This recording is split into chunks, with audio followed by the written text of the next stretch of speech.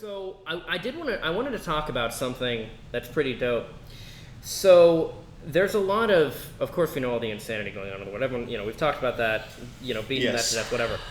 There's a lot of I've found there's a lot of great music coming out this year, and oh yeah. I don't know. Maybe it's just I don't know if it's because of the fact that people have been, isolated for so long that they kind of artists are, having more time to work on stuff maybe than they normally would. Yeah. But like for example, over the weekend, literally last Friday, the same day, Machine Gun Kelly came out with his record,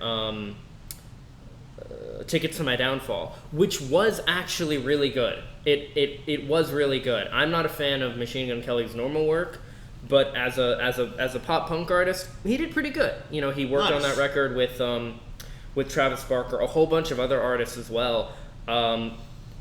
Halsey was featured on their song Forget Me Too, and that was pretty good. That was pretty good. When I heard Halsey sing, I was like, fuck, damn, this girl can rock. I didn't know. I mean, and I've seen her perform live with like All Time Low and a couple other rock bands and stuff. So she's sung like rock music before. Yeah. But she normally has that very poppy produced, kind of, that's just her style more than anything. So, but no, she fucking killed it.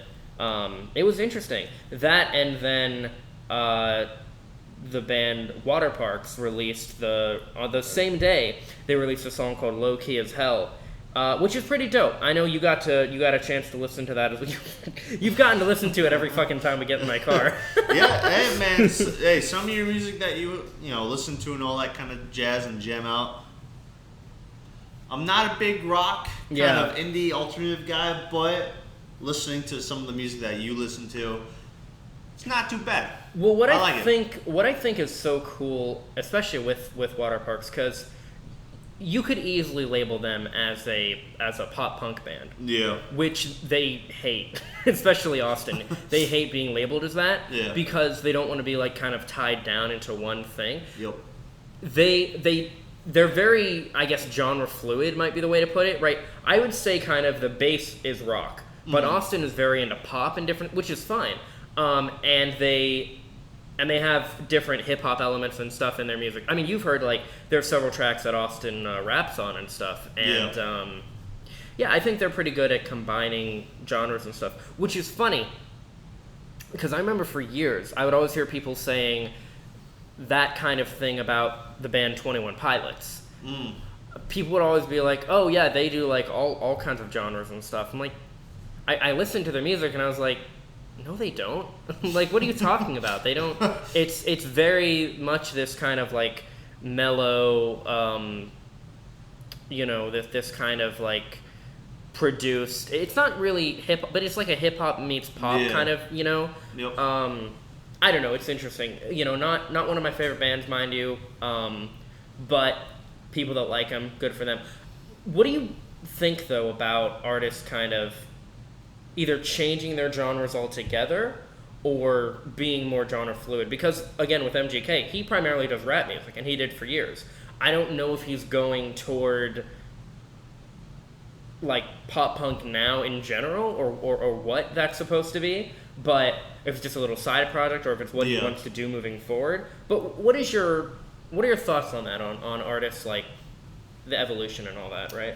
Well, I mean, each artist or band, has their specific genre, and like, I'm totally fine with that. But also, what I really like to see is all these different artists, kind of exploring, like, let's say, just a rock band, right? Yeah. They want to explore. Oh, let's see if we can do some like, let's put like funk and like R&B together. Let's see if we can do that, and they do it, and it's either like, whoa, like you guys need to go back to your original genre, or most of the time for me, like, oh shoot, this is pretty dope. Like, yeah, it can work out really well. Yeah, so like to me, like I don't mind if they stay on their specific genre, but what I really like to see is them going over into different quote unquote universes. So you like it? Yeah. Oh yeah. For me, it depends on several things. One is, are you staying true? Well, for one thing, it's, are you staying true to still the core of who you are and who you have been as an artist in the past? Yeah. Like, you can make a different style of music, but are you still portraying kind of the same message and image and to an extent? Yeah. I think that's part of it as well. But also, for me, it's just authenticity. Does the change feel authentic? Does it feel genuine? Does it feel genuine to who the artist is, or does it feel like a cash grab kind of thing? Yeah. You know, that's kind of one of the big things I look at, and I get kind of put off when I see an artist. I don't agree with a lot of bands. Once they get successful, people will say, "Oh, they sold out." No, not really. Not necessarily. Yeah. Like back in the day, people would always say Green Day sold out. Green Day's pretty good. I don't think Green Day ever sold out. No. I don't know. Granted, I didn't see, I didn't live through the evolution throughout the 90s and all that to kind of experience that. But, a lot of people think that when they signed, oh God, I can't remember who the label was, but when they signed with a major label and they put out Dookie back in 1994, a lot of people had thought, oh yeah, they sold out and different stuff. And I never got that vibe. No. But I think that concept, because you get that with all types of entertainment. You get that with YouTubers today, where people, like, they'll start, they'll have a sponsor, right? And they'll do different projects and stuff, and they'll be like, oh, they sold out.